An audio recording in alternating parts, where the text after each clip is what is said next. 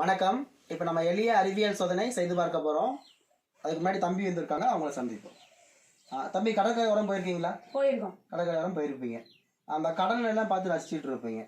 அந்நேரம் உங்களுக்கு வந்து காற்று உங்களை நோக்கி வரும் இல்லையா? அந்த காற்று குளிர்ந்த காற்றா இருக்குமா இல்லை வந்து வெப்ப காற்றா இருக்குமா? குளிர்ந்த காற்றா இருக்கும். ஆனால் பகல் வெயில் அடிச்சுட்டு இருக்கோம். ஆனால் அங்கேருந்து வரக்கூடிய காற்று மட்டும் குளிர்ந்து இருக்கும். இதுக்கு என்ன காரணம் அப்படிங்கிறத இப்போ நம்ம ஒரு சோதனை மூலமாக செய்து தெரிஞ்சுக்க போகிறோம். தெரிஞ்சுக்கலாமா வேண்டாமா?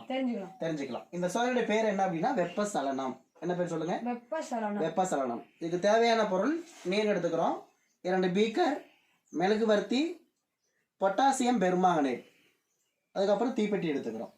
இப்போ முதல்ல என்ன செய்யணும் அப்படின்னா இந்த பீக்கர்ல நீர் நிரப்பி 2 பீக்கர்லையுமே நீர் நிரப்பிக்கலாமா? ஓகே.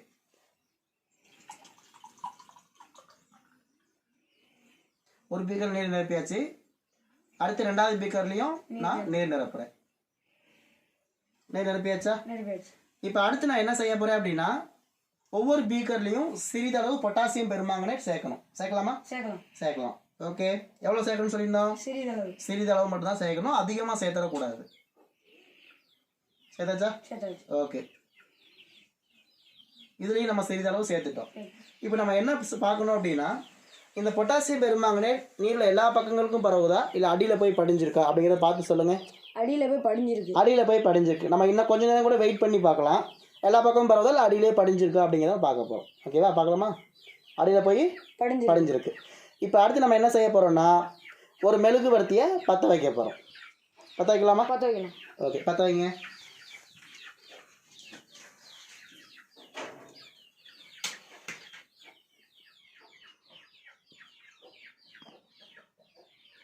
ஓகே. இப்போ நம்ம என்ன பண்ணிருக்கோம்? ஒரு மெழுகுவர்த்தியை பற்ற வச்சிருக்கோம்.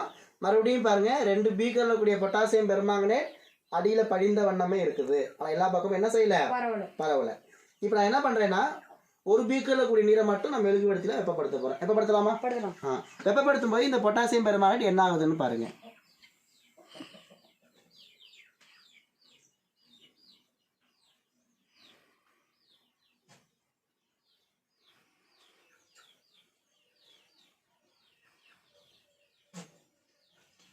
ஓகே. பொட்டாசியம் பெர்மாங்கனேட் இப்போ என்ன ஆகுது?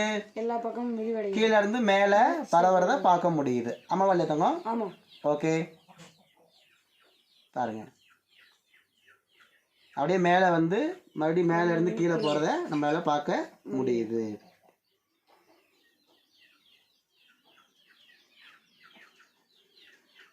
எல்லா பக்கங்களும் பரவிருச்சா?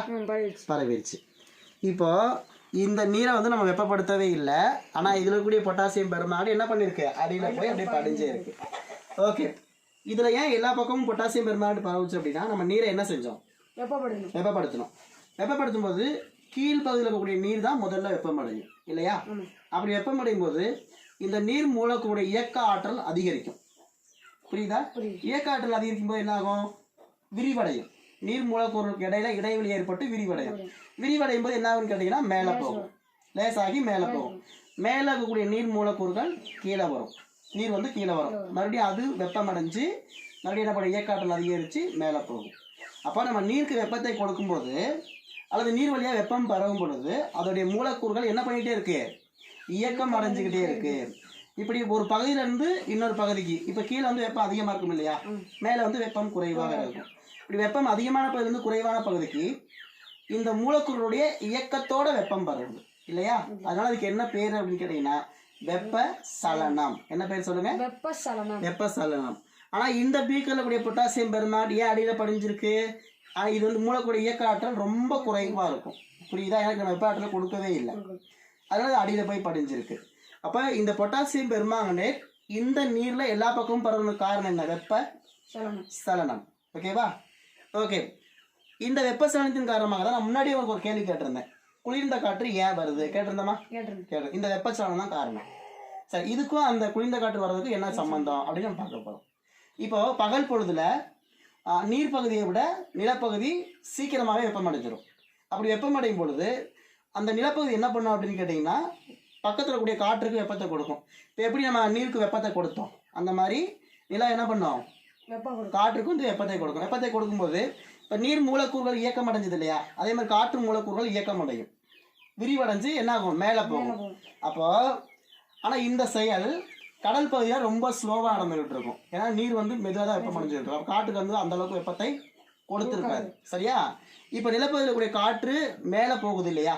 ஏன்னா இயக்காற்று அதிகரித்து லேசாக என்ன பண்ணுது, மேலே போகுது. அப்போ நிலப்பகுதியில் கூடிய காற்றுடைய அழுத்தம் எப்படி இருக்கும், குறைவாக இருக்கும். ஆனால் கடல் பகுதியில் கூடிய அந்த காற்றுடைய அழுத்தம் அதிகமாக இருக்கும். எப்போதுமே காற்றுக்கு என்ன பண்புனா அழுத்தம் அதிகமான பகுதியிலிருந்து குறைவான பகுதியை நோக்கி செல்லும். அப்போது அந்த குளிர்ந்த அழுத்தம் மிகுந்த அந்த குளிர்ந்த காற்று அழுத்தம் குறைந்த வெப்பமான பகுதிக்கு என்ன பண்ணுது, வருது இல்லையா? ஓகே, அதனால தான் நமக்கு என்ன பண்ணுது, கடல் பகுதியில் இருக்கக்கூடிய காற்று குளிர்ந்த காற்றாக இருக்குது அப்படின்னு உணர முடியுது. புரியுதா? இந்த காற்றுக்கு என்ன பேரு அப்படின்னா கடல் காற்று. என்ன காற்றுன்னு சொல்லுங்க? கடல் காற்று. கடல் காற்று. இந்த கடல் காற்று பகல் பொழுது ஏற்படுதா, இரவு பொழுது ஏற்படுதா? பகல் பொழுதுல ஏற்படுது. புரியுதா? ஏன் காற்று குளிர்ந்த காற்றா இருக்குன்னு புரியுதா? அந்த காற்றுக்கு என்ன பேர் சொல்லிடணும், கடல் காற்று. ஓகேவா? ஓகே, கடல் காற்று ஏன் ஏற்படுது, கடல் பகுதியில் காற்று ஏன் குளிர்ந்த காற்றா இருக்கு அப்படிங்கிறத இந்த சோதனை மூலமா இப்ப நம்ம புரிஞ்சுக்கிட்டோம். நன்றி, வணக்கம்.